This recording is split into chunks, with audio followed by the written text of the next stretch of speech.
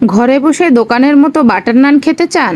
তাহলে আজকের ভিডিওটা আপনার জন্য। প্রথমেই আমি 1 কেজি ময়দা নিয়ে নিয়েছি, তার মধ্যে নিয়ে নিলাম 2 চামচ লবণ, তারপরে সামান্য তেল দিয়ে দিলাম একটি ডিম, 3 চামচের মতো দিয়ে দিলাম গুঁড়া দুধ।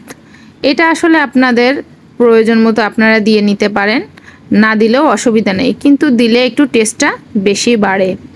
আর তারপর দিয়ে দিলাম 2 চামচের মতো চিনি।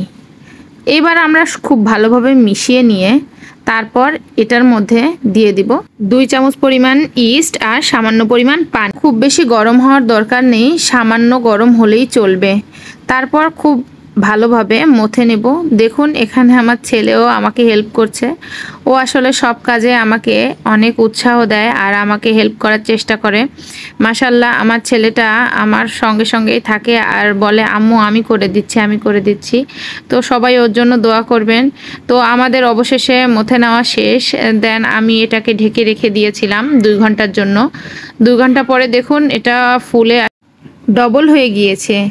তারপর আমি সেটা থেকে ছোট ছোট করে কেটে নিয়ে তারপর রুটির একটা শেপ দিয়ে নিয়েছি, একটু মোটা করে রেখেছি যেন এটা ফুলতে পারে।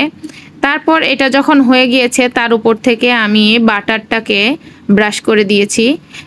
তো প্রত্যেকটাই হয়ে যাওয়ার পর আমি এভাবেই ব্রাশ করে দিচ্ছিলাম। দেখুন মাশাআল্লাহ কতটা ফুলকো ফুলকো হয়েছে। তো আপনারাও বাসায় ট্রাই করবেন। আলহামদুলিল্লাহ এটা ভীষণ খেতে মজা, সবাই অনেক পছন্দ করেছে। তো আজকে এই পর্যন্তই। সকলেই ভালো থাকবেন, সুস্থ থাকবেন। আল্লাহ হাফেজ।